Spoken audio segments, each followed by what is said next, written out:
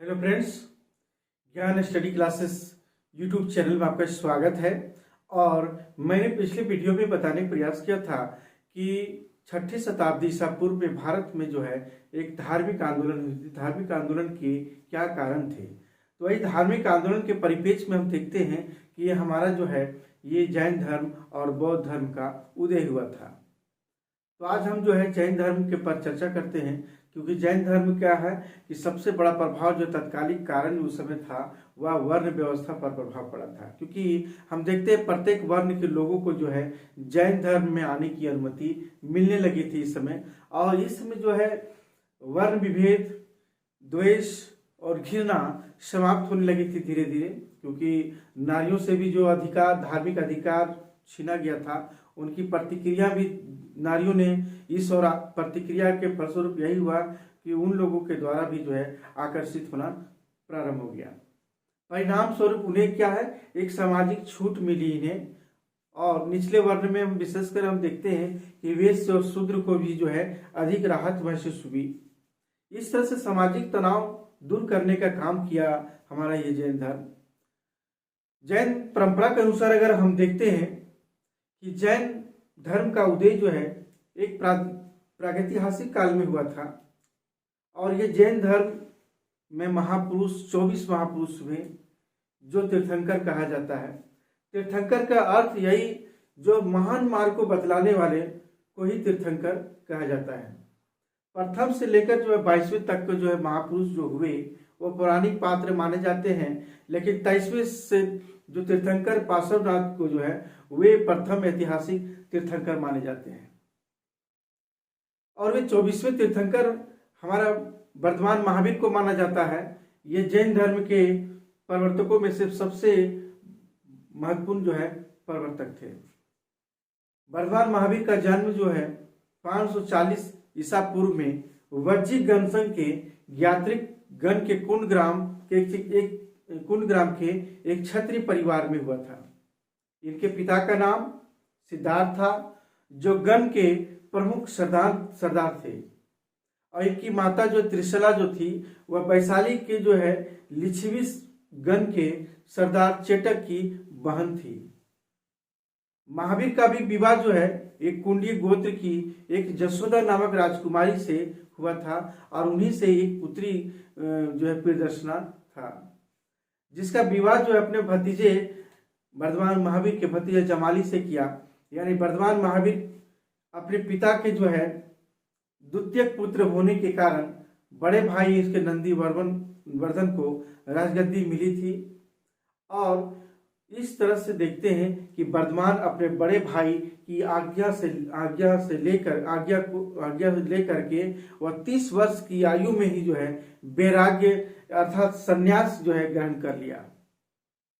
इस तरह से वर्धमान ने एक गृहस्थ यानी क्षत्रिय जीवन का अनुभव करके जैन सन्यासी जीवन को आत्मसात कर लिया।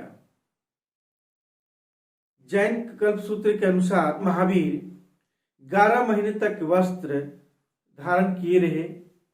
इसके बाद पूर्ण रूप से जो है नंगा रहने लगे और भोजन पे वे जो है हथेली पर ग्रहण करते थे। और इसी बीच भ्रमण करते हुए राजगीर पहुंचे, और वहां उनकी भेंट जो है मखली गोशाल से हुई, जो उनका शिष्य भी बना। लेकिन 6 वर्ष बाद हम देखते हैं कि महावीर का साथ छोड़ करके यानी आजीवक नामक संप्रदाय की स्थापना किया मखली गोशाल। इस तरह से वर्धमान महावीर 12 वर्ष तक अल्प भोजन और उपवास कर समस्त इंद्रियों को नियंत्रित कर लिया था। फलस्वरूप जो है वह जो है संसार से निर्लिप्त होकर कठोर तपस्या में जो है लीन हो गए। तब जो जाकर के जुम्बिका गांव के नजदीक जो है एक ऋजुपालिका नदी के तट पर जो है यानी वहीं पर साल का वृक्ष थे, वहीं साल वृक्ष के निकट ही जो है केवल यानी ज्ञान की प्राप्ति हुई, या 43वें जो है वर्ष में हुई थी। अतः ज्ञान प्राप्त करने के बाद जो है वह केवलिन या जिन की उपाधि से इन्हें विभूषित किया गया। इस तरह से इस पराक्रम को देख करके वर्धमान का नाम महावीर कहा गया या माना गया। इस प्रकार हम देखते हैं कि वर्धमान महावीर को जो है जैन ग्रंथों में वर्धमान महावीर को जिन भी कहा जाता है, निग्रंथ भी और ज्ञात्रिक पुत्र के नाम से भी जाना जाता है। इस तरह से जैन तीर्थंकरों की तरह वर्धमान महावीर भी जो है एक क्षत्रिय कुल से उत्पन्न जैन सन्यासी हुए। तो हम देखते हैं, आइए, कि वर्धमान महावीर का जो है ये जन्म 540 ईसा पूर्व, और ये जो थे वैशाली के निकट हुए थे। कहाँ थे? स्थान कहाँ जन्म हुआ था? वैशाली के निकट कुंडग्राम में हुए थे। इनके पिता क्या थे? इनके पिता के नाम सिद्धार्थ, इनके पिता सिद्धार्थ, जो ये ज्ञात्रिक गण के थे, ज्ञात्रिक गण के सरदार थे। माता त्रिशला थी, जो वज्जित संघ के जो इसके जो नाम था हमारा, इनका चेटक की बहन थी। ये चेटक की बहन थी क्योंकि ये लिच्छवी गण के थे,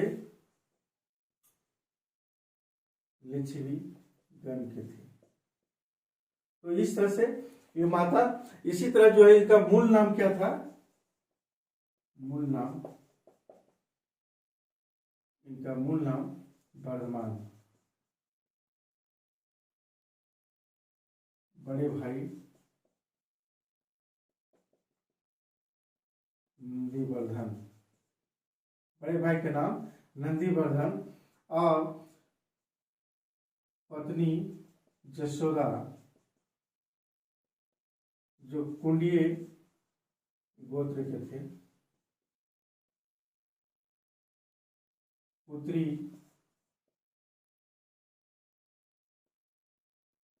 अनुजा या प्रियदर्शना। इनकी जो है पुत्री जो अनुजा या प्रियदर्शना है। इसी प्रकार इनका दामाद जो है जमाली था। यही पुत्री और ये दामाद हुए इनका। और इसका प्रतीक चिन्ह क्या था? प्रतीक चिन्ह वर्धमान महावीर का जो है प्रतीक चिन्ह जो था वह था सिंह था। उसी तरह पहला उपदेश कहाँ दिए? ये पहला जो है उपदेश जो है ये हमारे विपुलाचल पर्वत में दिए थे, यानी राजगिरी के विपुलाचल पर्वत पर दिया था। और ये जिस तरह से देखते हैं, इनका जो केवल हुआ था, यानी ज्ञान की प्राप्ति, इनका केवल मतलब ज्ञान की प्राप्ति, या जुबिका ग्राम के निकट साल वृक्ष के नीचे हुआ था इनका जन्म। इसी तरह जो है इनका 43वें वर्ष में इनका जो है इनका ज्ञान की प्राप्ति भी थी। इनकी उपाधियां क्या थी? इनकी उपाधियां जिन उपाधियां, अरहंत उपाधियां, और इसी तरह निग्रंथ। इस तरह से क्या था? निग्रंथ का भी जो है दिया गया था। और ये इन्होंने 72 वर्ष की आयु में, इन्हें क्या है 72 वर्ष की आयु में पावापुरी में निर्वाण की प्राप्ति हुई। निर्वाण की प्राप्ति इस तरह से।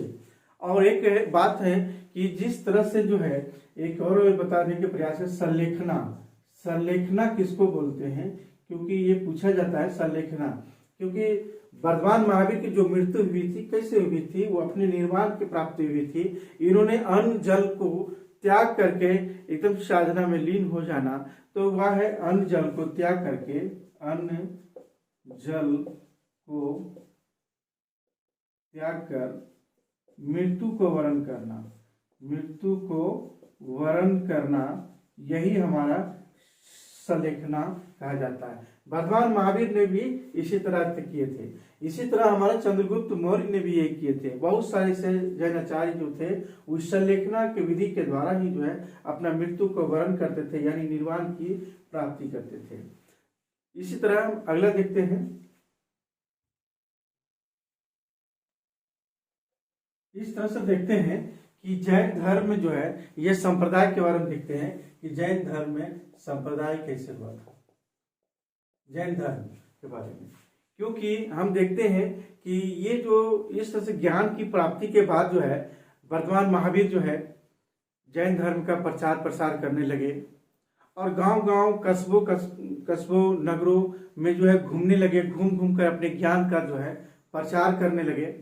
और महावीर के भी जो है धर्म प्रचार के क्षेत्र जो था वह विशेषकर वैशाली का क्षेत्र, मगध का क्षेत्र, अंग, काशी, कौशल और पावनपुरी तक ही जो है लगभग सीमित था।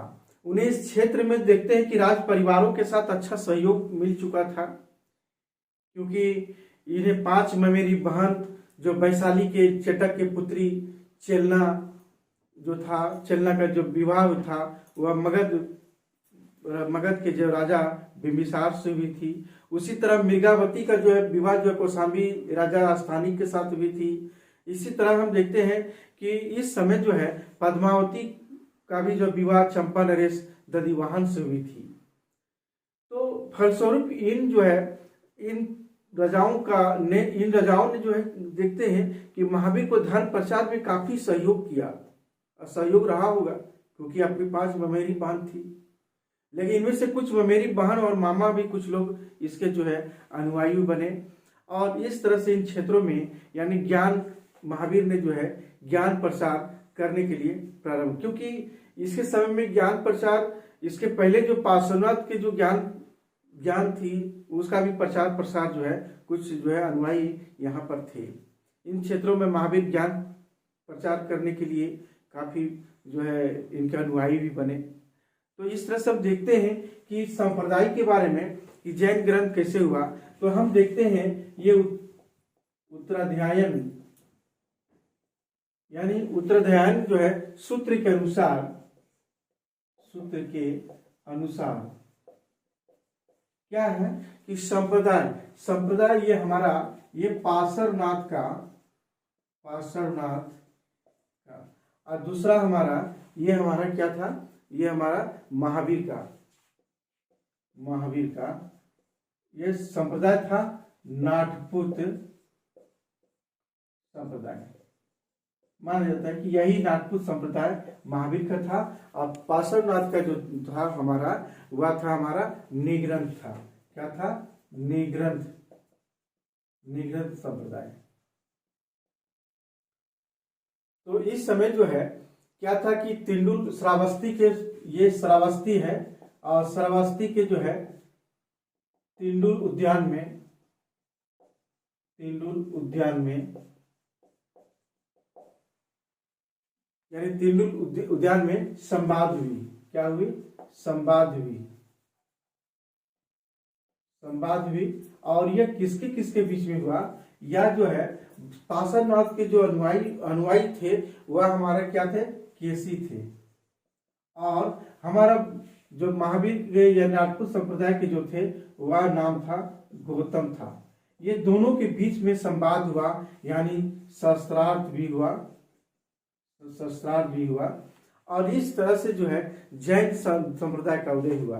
तो अंत में जो है यानी संवाद हुई, और अंत में जो गौतम का जो है यानी अधीन मान लिया गया, यानी महावीर के शिष्यों को जो है महावीर के जो अनुयायी बन गए अंत में, और यहीं पर जैन धर्म का उदय हुआ, यानी जैन धर्म का उद्भव हुआ।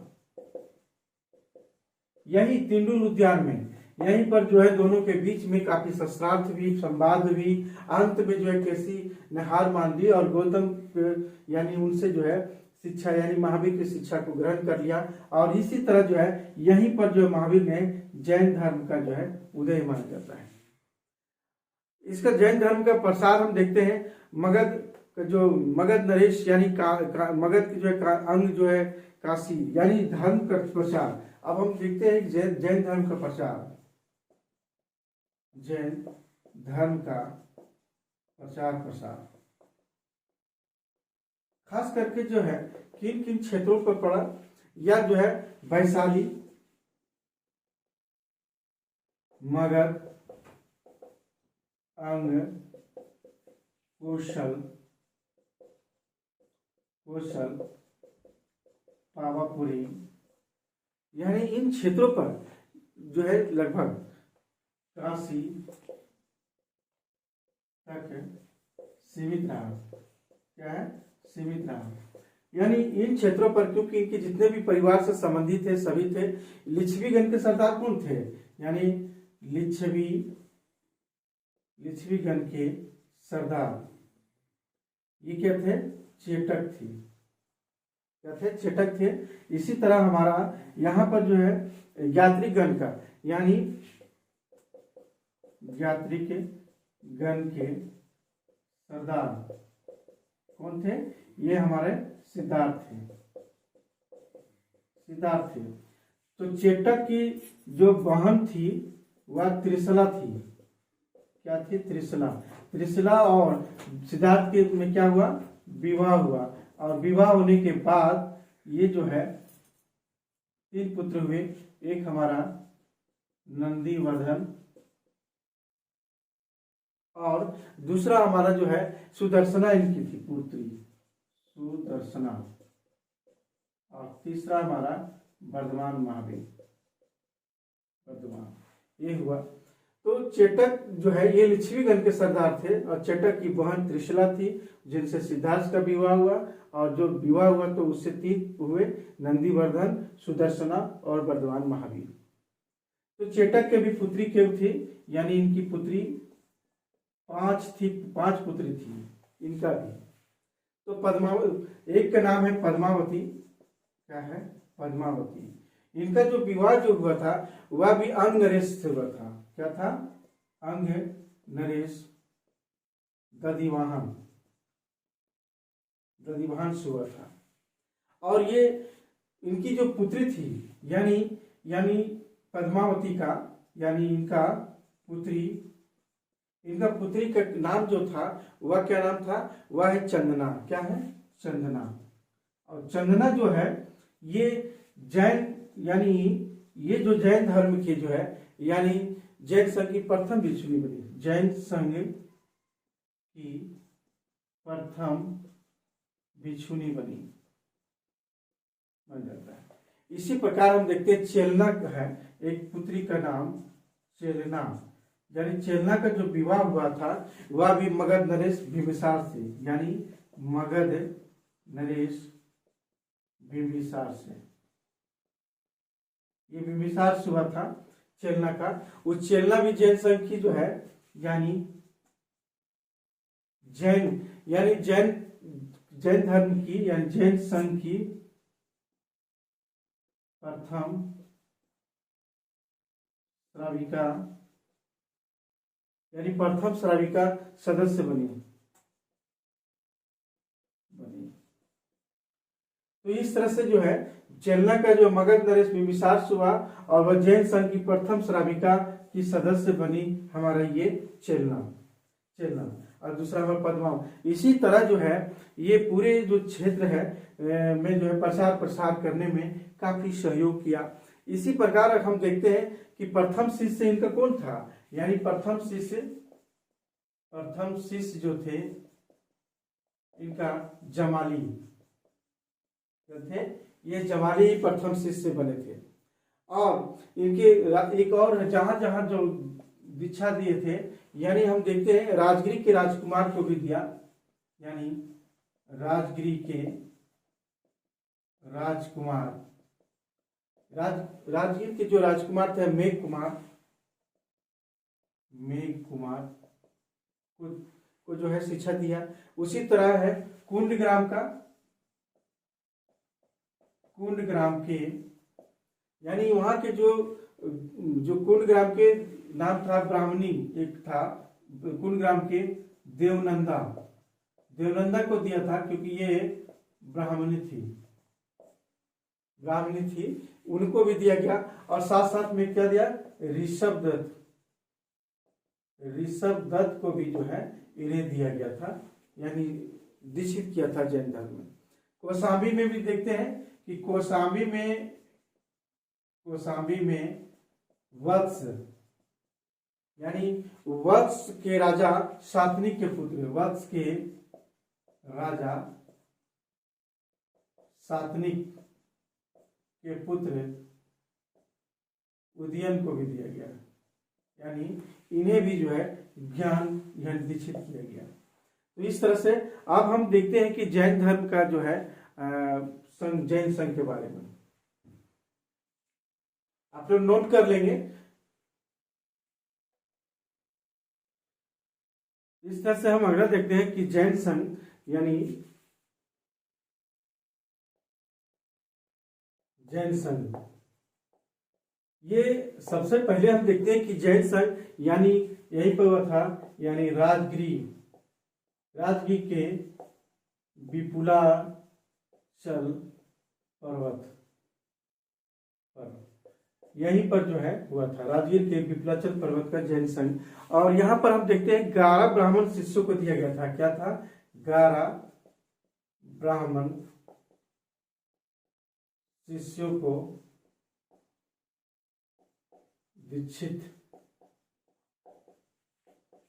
किया गया। यही ब्राह्मण जो 11 ब्राह्मण साथी थे जो पावापुरी में जो थे, और इनसे जो है काफी जो है इन्हें शस्त्रार्थ हुआ था, और यहीं पर जो है वहां छोड़कर चले गए थे, और काफी इनसे शस्त्रार्थ हुआ था 11 ब्राह्मण शिष्यों के साथ। तो 11 ब्राह्मण शिष्य ही अंतिम रूप से जो है महावीर के जो है शिष्य बने, यानी ये जैन धर्म में दीक्षित हुए। तो ये क्या हुए? गंधर कहलाए, यानी 11 गंधर कहलाए, क्योंकि अलग अलग अध्यक्ष भी बनाए गए। क्या हुआ? अलग अलग अध्यक्ष बनाए गए, हर एक क्षेत्र का बनाए गए, और ये गंधर कहलाए। क्या थे? गंधर, यानी 11 गणों के गंधर, यानी प्रथम ये कहलाए गए, यानी गंधर बने। तो इस तरह से हम देखते हैं कि सबसे बड़ा समर्थक जो गण था वह पावा था, यानी सबसे बड़ा जो इनका समर्थक गण जो था वह था पावापुरी, मल के पावापुरी।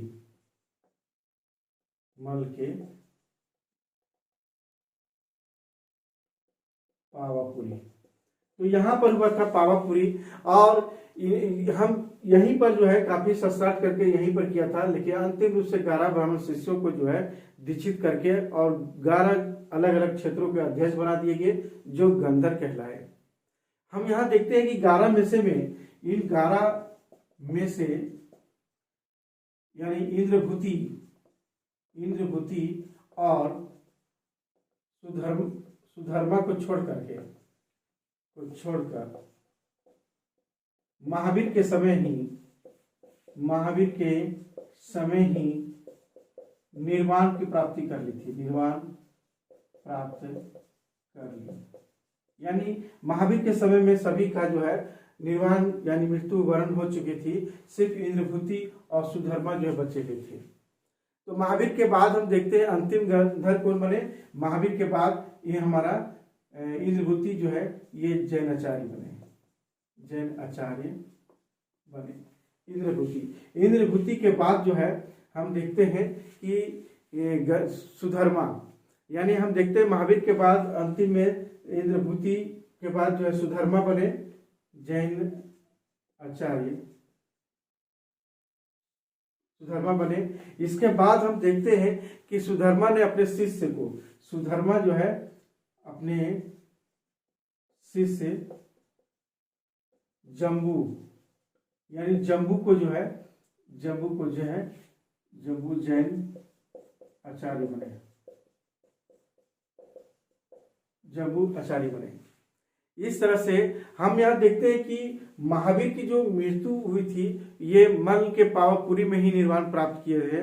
और उन्होंने, महावीर ने जो है, यानी महावीर ये 72 वर्ष की उम्र में पावापुरी में संलेखना की थी। संलेखना यानी अन्न जल को त्याग कर, अन्न जल को त्याग कर मृत्यु को वरण करना, यही जो है वर्ण करना, यानी संलेखना कहा जाता है। तो इसी तरह जो है मल के राजा हस्तिपाल स्वर्णवालिका नदी के किनारे ही जो था, ये जगह था, ये हमारे मल के, क्योंकि मल के जो है राजा उस समय थे, मल के राजा हस्तिपाल थे। और ये जो जगह था, ये हमारे कौन था, स्वर्णवालुका नदी, स्वर्णवालुका नदी के किनारे, यानी नदी के किनारे, तो नदी के किनारे जो निर्वाण प्राप्त किए थे। और इस तरह से जो है इनकी अस्थि को जो है क्या था, पावर गया के लोगों ने भी जो है क्या किया था कि उनकी सम्मानित किया था। पावर गया के साथ ही जो है अन्य लोगों ने भी जो है इनके अस्थि को जो है लोगों ने जो दीप जलाकर सम्मान किया और भक्ति प्रकट की थी। तो हम देखते हैं कि प्रत्येक संघ में जो है, प्रत्येक संघ में वर्ण जाति प्रवेश की अनुमति दी गई। यानी इसका जो है धर्म में क्या था कि सभी को जो है प्रत्येक वर्ण के या जाति कोई भी हो, उन्हें अनुमति था। स्त्री पुरुष दोनों को दिया गया था। और केशमुंडित हुआ करते थे जो भिक्षु नहीं बनते थे। हम देखते हैं कि जो है यानी जैन धर्म के, यानी भिक्षु और भिक्षुनी, भिक्षु और भिक्षुनी जो होते थे, ये सन्यासी होते थे। और श्रावक और श्राविका, ये क्या थे, गृहस्थ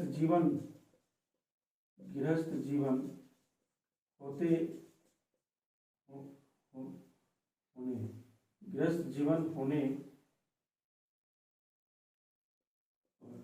और ये था आजीवन सन्यासी होते थे। यानी जो भिक्षु और भिक्षुनी बनते थे आजीवन सन्यासी होते थे। श्रावक श्राविका यानी जो पुरुष और स्त्री जो होते थे वह गृहस्थ जीवन जीते हुए और अपना जो है जैन धर्म को जो है अपनाते थे।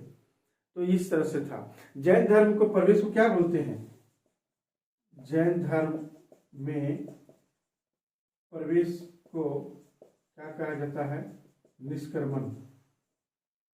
यानी हम इसको क्या बोलते हैं, निष्क्रमण बोलते हैं। निष्क्रमण एक संस्कार है। क्या है, निष्क्रमण संस्कार है। तो निष्क्रमण संस्कार ही जो है जैन धर्म प्रवेश को कहा जाता है। तो इस तरह से हम देखें, लेकिन कहा जाता है कि महावीर के समय में इनका दामाद जो है जमाली इनके संग जो से अलग हो गए थे मतभेद के कारण, या मतभेद के कारण इसका मतांतर बहुत सा देखने को मिलती है। क्योंकि बहुत्तरवाद यानी क्रियामान कृत के अनुसार कहता है कि क्रिया प्रारंभ होने से कोई सही कर्म को मान लिया जाता था, लेकिन बहुत्तरवाद में क्रिया को समाप्ति पर कर्म को जो है मान लिया जाता था। दोनों में यही फर्क था। जमाली बहुत्तरवाद का समर्थक था, जबकि महावीर जो है क्रियामानकृत को मानता था। तो इसी मतांतर को लेकर जमाली जो है लगभग 1000 भिक्षु और भिक्षुणी लेकर जो है अलग हो गए थे। तो इस तरह से देखें। अब हम देखते हैं इसके बाद जैन यानी जैन संघ में विभाजन कैसे हुआ, इसके बारे में बताते हैं। जैन संघ में विभाजन, जैन संघ में विभाजन, जैन संघ में विभाजन मौर्य काल में ही हम देखते हैं कि भद्रबाहु जो थे महावीर के मौलिक शिक्षाओं को जानने वाले अंतिम आचार्य हुए थे।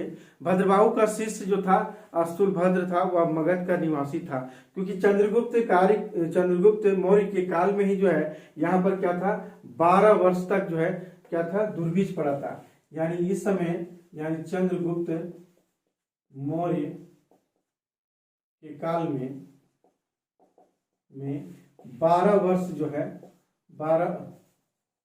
12 वर्ष क्या था, दुर्भिक्ष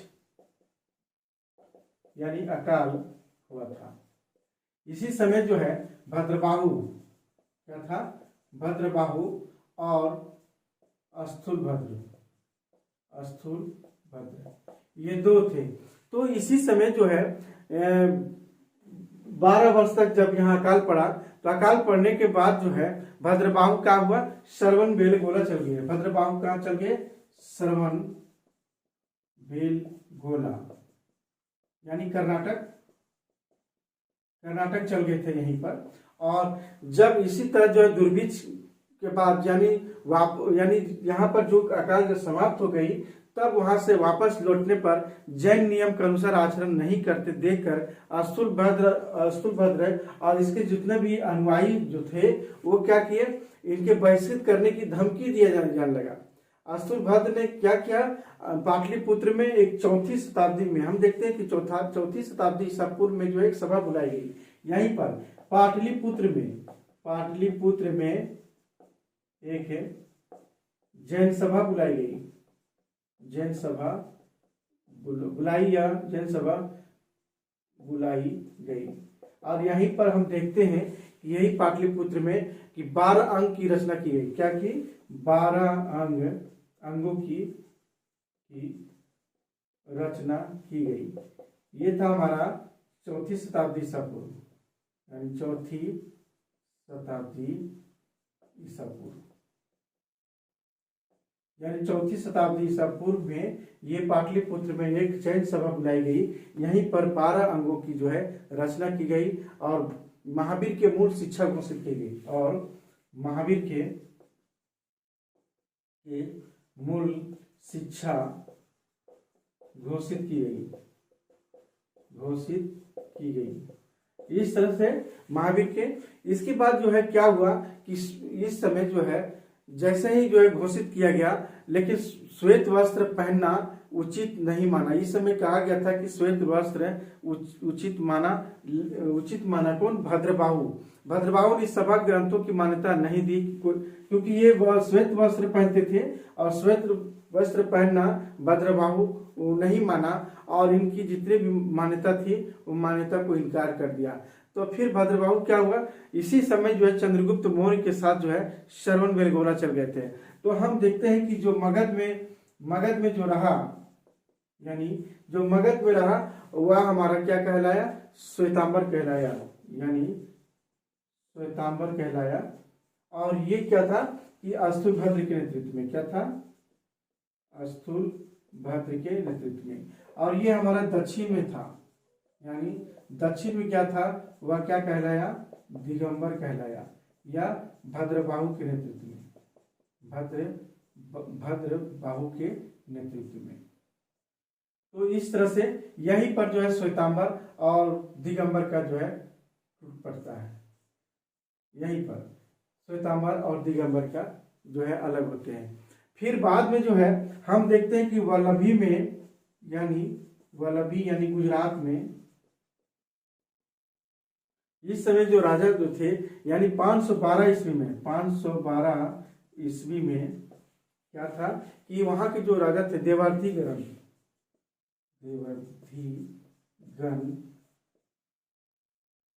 क्षमा सर्वन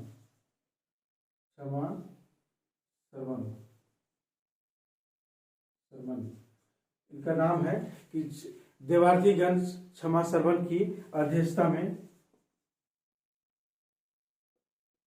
अध्यक्षता में क्या हुआ, दूसरी महासभा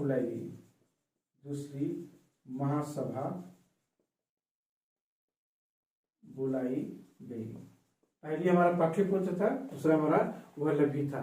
तो यहाँ पर जो है बुलाई गई और इसमें अंतिम रूप से जो है क्या हुआ, जैन ग्रंथों का जो है संकलित किया गया। यहाँ पर अंतिम रूप से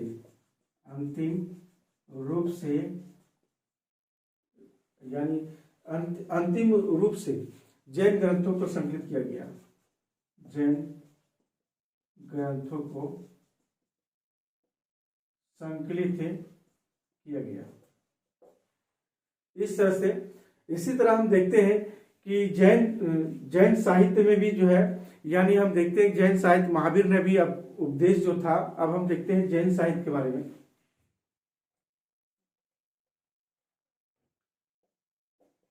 जैन साहित्य देखते हैं, क्योंकि इस समय हम देखते हैं कि महावीर ने अपना जो है उपदेश क्या दिया था, प्राकृत भाषा में दिया था, प्राकृत भाषा में उपदेश दिया था, प्राकृत भाषा में। और जैन धर्म मूलतः क्या है, प्राकृत भाषा में ही संकलित किया गया। जैन धर्म के पवित्र ग्रंथ को क्या बोलते हैं, यानी जैन धर्म के पवित्र ग्रंथ है, यानी जैन धर्म के जो है पवित्र जो है, यानी जो ग्रंथ है उसको क्या बोलते हैं, आगम ग्रंथ। क्या बोलते हैं, आगम ग्रंथ कहते हैं। इस तरह से इसी तरह हम देखते हैं कि 12 अंगों में से एक अंग भगवती सूत्र में जो है दिया गया है, 16 महाजन पदों का उल्लेख किया गया है। और इसमें हम एक देते हैं 12 अंगों में एक जो है अंग जो है 16 महाजन पदों का उल्लेख है, 16 महाजन पदों का उल्लेख है। जिस तरह से यहाँ 12 अंग है, वो 12 अंगों में से में क्या है, एक अंग जो है क्या है, 16 महाजन पदों का उसमें उल्लेख किया गया है। चालुक्य नरेश जो जयसिंह सिद्धराज जो थे, वो उनके पुत्र कुमारपाल भी के दरबार में थे। कौन थे, हेमचंद्र सूरी। ये बहुत ही फेमस है हेमचंद्र, क्योंकि ये थे क्या थे, ये हमारा चालुक्य नरेश है ना, चालुक्य नरेश जयसिंह सिद्धराज और इनके पुत्र, और क्या है कि इनके जो पुत्र है, ये क्या है, कुमारपाल। इनके क्या थे, दरबारी कवि थे। ये दोनों के दरबार में दरबारी कवि थे हमारा हेमचंद्र सूरी। इन्होंने जो है प्राकृत और संस्कृत के विद्वान थे। क्या थे, ये प्राकृत और संस्कृत के विद्वान थे, संस्कृत के प्रकांड महान विद्वान थे, प्राकृत और संस्कृत के। इन्होंने जो है प्राकृत भाषा में लिखा है, प्राकृत व्याकरणम। इन्होंने भी प्राकृत व्याकरणम लिखा है। साथ साथ हम देखते हैं कुमारपाल की जो है जीवनी भी लिखा है, कुमारपाल की जीवनी। तो हम जीवनी देखते हैं, इसका जीवनी का नाम है हमारा कुमारपाल चरित्र। क्या है, कुमारपाल चरित्र। इनका जीवनी यानी इनके दरबारी कवि थे, इन्होंने लिखे हैं। अगला हम देखते हैं,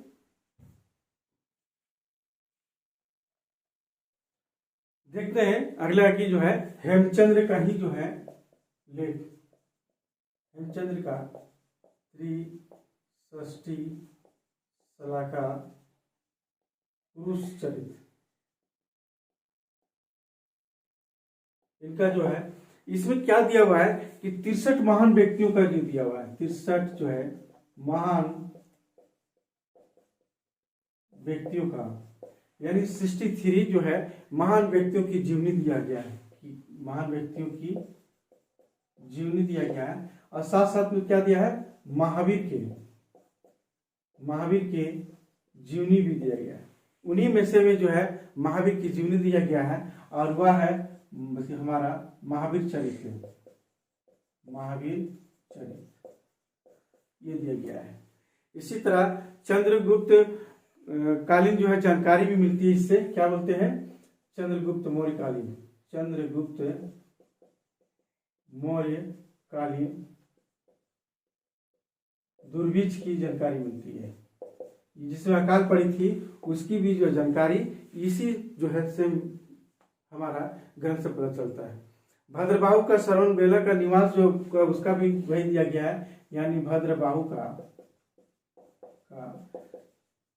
श्रवण बेलगोला, यानी श्रवण बेलगोला में जो निवास है उसका भी जो है निवास का वर्णन जो है किया गया है इसमें त्रिषष्ठी शलाका पुरुष चरित्र में। इसी तरह और भी हम देखते हैं कि परवर्ती जैन साहित्य में हम और भी देखते हैं, परवर्ती जैन साहित्य में, परवर्ती जैन साहित्य में हम देखते हैं, क्या देखते हैं? कल्प सूत्र। क्या है? कल्प सूत्र। कल्प सूत्र, ये कल्प सूत्र जो था वो भद्रबाहु कृत था, यानी भद्रबाहु ने लिखा था। भद्रबाहु, भद्रबाहु क्या थे? वह दिगंबर थे। और एक हम देखते हैं तत्वार्थ, तत्वार्थ धी, यानी तत्वार्थ जो है धिगम सूत्र, धिगम सूत्र। ये जो लिखे हैं ये भी क्या है? कुमार उमा स्वामी, क्या है? उमा स्वामी के द्वारा, उमा स्वामी के द्वारा। ये श्वेतांबर के थे, दिगंबर के थे हमारा उमा, और उमा स्वामी क्या थे? हमारा श्वेतांबर के थे। ये दोनों पुस्तक व आचार्य दोनों संप्रदाय में जो उल्लेख है ये दोनों जो है बहुत ही प्रसिद्ध है। एक हमारा क्या है? ये दिगंबर है और ये श्वेतांबर के हैं, लेकिन दोनों जो है काफी प्रचलित है। इसके बाद एक देखते हैं नंदी सूत्र, ये के नाम है नंदी सूत्र। नंदी सूत्र में क्या दिया गया है? ये जो दिया गया है जैन धर्म का शब्दकोश, जैन धर्म का शब्दकोश, जैन धर्म का शब्दकोश जो है नंदी सूत्र में दिया गया है। ये बहुत ही प्रसिद्ध रूप से है। उसी तरह हम देखते हैं कि इसके अलावा बहुत और भी है, जैसे समयानुसार।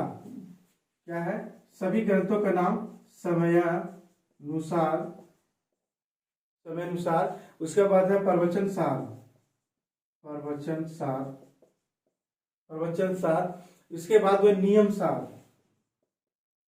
नियम सार। ये देखते हैं किसने लिखा है? यह है कुंद कुंद स्वामी के द्वारा। क्या है? कुंद कुंद स्वामी इनका नाम है। इन्होंने जो है समयानुसार, प्रवचन सार, नियम सार ऐसे जैन ग्रंथों का जो है इन्होंने किया है। उसी तरह न्याय अवतार एक है, और क्या है? न्याय अवतार। न्याय अवतार जो है इन्होंने लिखने वाला जो था वह है सिद्धसेन दिवाकर। क्या है? सिद्धसेन दिवाकर। इस तरह से, इसी तरह हम और भी है बहुत सारे से जैन ग्रंथों का भी जो है उल्लेख किया गया है। अब हम देखते हैं जैन कला के बारे में। क्या है? जैन कला।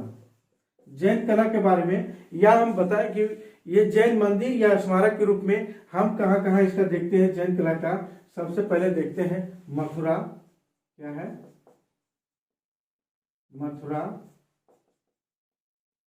पार्श्वनाथ पहाड़ी, पहाड़ी। और इसका और भी देखते हैं पावापुरी, पावापुरी। और पावापुरी के अलावा हम देखते हैं राजगीर। क्या है? राजगीर। इसके साथ साथ हम देखते हैं खजुराहो, खजुराहो। एक और हम देखते हैं खजुराहो के बाद देखते हैं श्रवण बेलगोला। कहाँ है? श्रवण बेलगोला। खजुराहो में क्या है? घंटाई मंदिर है, घंटाई मंदिर है यहाँ। और श्रवण बेलगोला जो है वह गोमतेश्वर मंदिर है, गोमतेश्वर ये मंदिर है यहाँ पर। इसी तरह हम देखते हैं और एक और देखते हैं माउंट आबू। क्या है?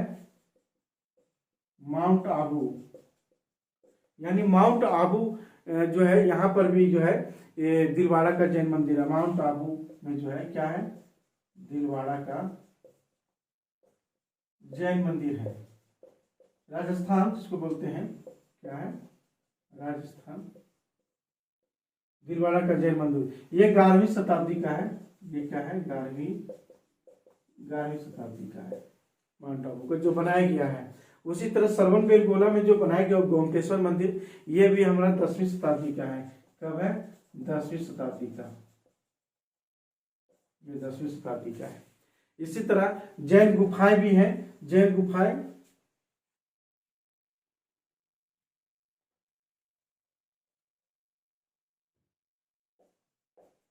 जैन गुफाएं,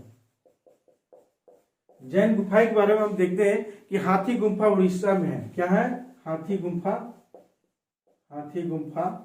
और एक और इसका है उदयगिरी गुफा। क्या है, उदयगिरी गुफा। ये क्या है, दोनों उड़ीसा में, बहुत ही प्रसिद्ध है इस समय का। एक और है इंद्र सभा गुफा। क्या है, इंद्र सभा गुफा नाम है। ये कहाँ है, एलोरा में। कहाँ है, एलोरा में। इसी तरह हम आज देखें कि जैन धर्म का वर्धमान महावीर के बारे में अब कल के वीडियो में बताने का हम प्रयास करेंगे, इसके दर्शन के बारे में, इनके सिद्धांत के बारे में। आज क्लास यही हम समाप्त करते हैं।